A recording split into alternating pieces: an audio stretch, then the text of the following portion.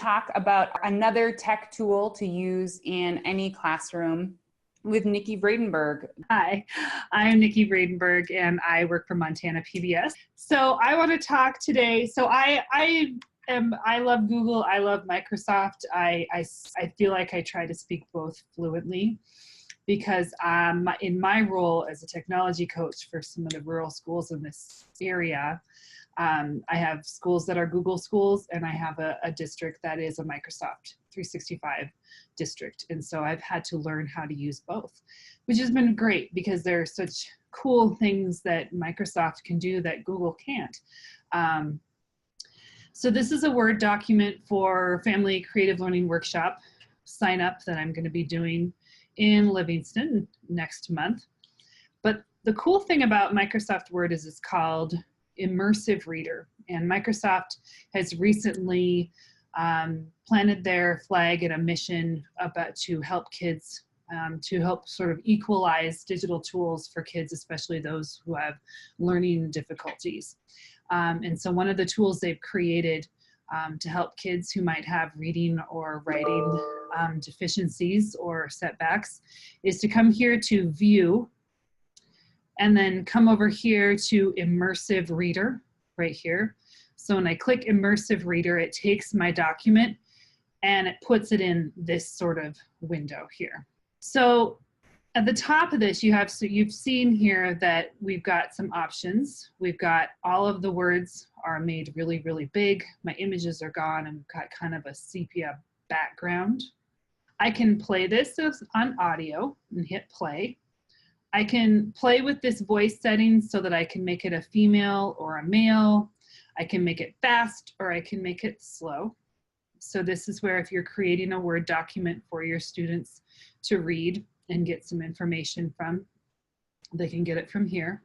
Over here I have three little places. If I go to these text preferences, I can change the font to one of these.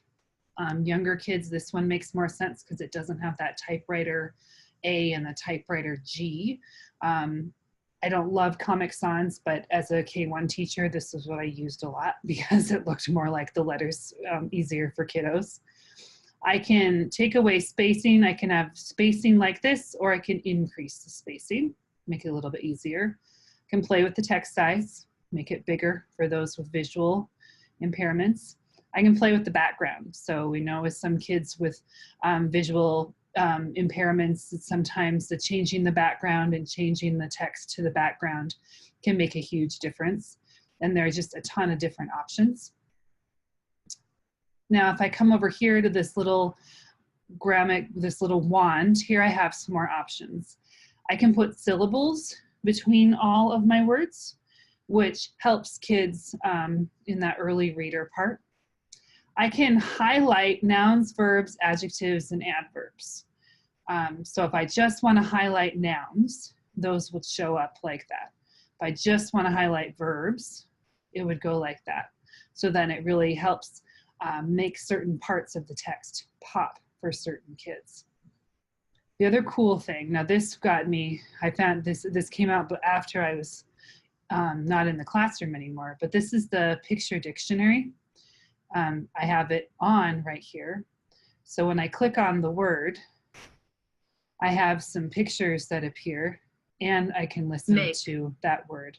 You can see it gives you 3 different options for that one. Do the same thing with host. Not all of them have pictures. Just kind of depends on which ones you go. I like this one. Totally out of context, but it works. You can also change your line focus. So you can just have it highlight that one line so that as you're scrolling through, you know, we've got kids sometimes have to put bookmarks underneath of the lines while they're reading. This just keeps it line focused on that one, and they can use the scrolls over here. And it can be as much as a few lines or just one line. For some reason, my mouse just stopped working there. It also, you can choose some languages to translate into. I imagine that there's I'm sure that we'll see how it goes. So it will give you by word the French language translation. So it gave us the word as well as the French. So it's sort of an interesting feature as well. So that's Immersive Reader. And what's really cool about this is that Microsoft, the philosophy was all kids should have access to these tools. They knew that there was some stigma attached to a kid who needed this kind of support, having something that looked and felt different than what his classmates were using. And so if every kid has Immersive Reader on the tools that they're using, then they can use it or not. And suddenly we don't feel awkward about some of the accommodations we need that our other classmates maybe don't. So Immersive Reader is part of almost all of Microsoft's online tools.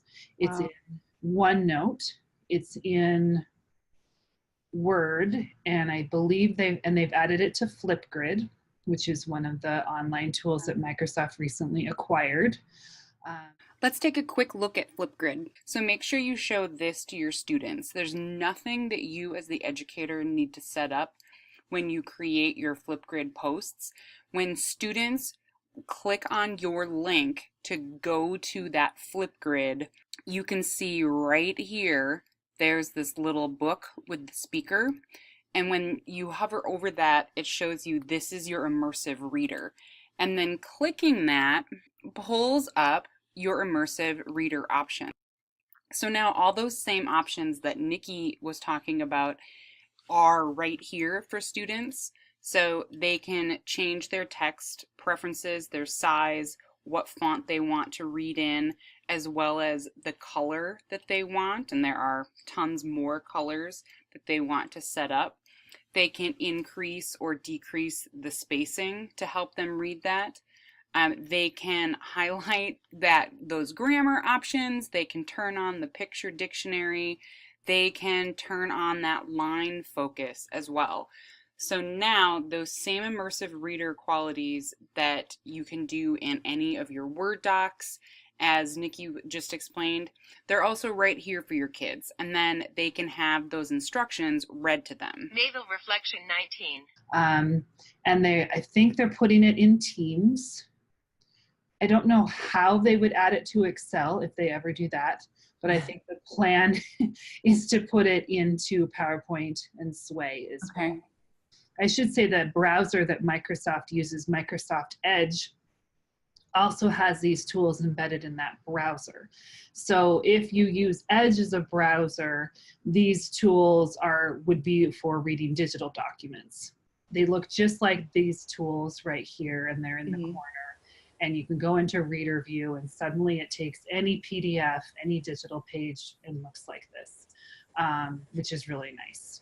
So this is being used if a teacher has created a syllabus or created a handout or created some kind of document where students need to read, or if students are reading one another's work, especially in high school where they're writing, 5-paragraph essays and they have to edit and read each other's work.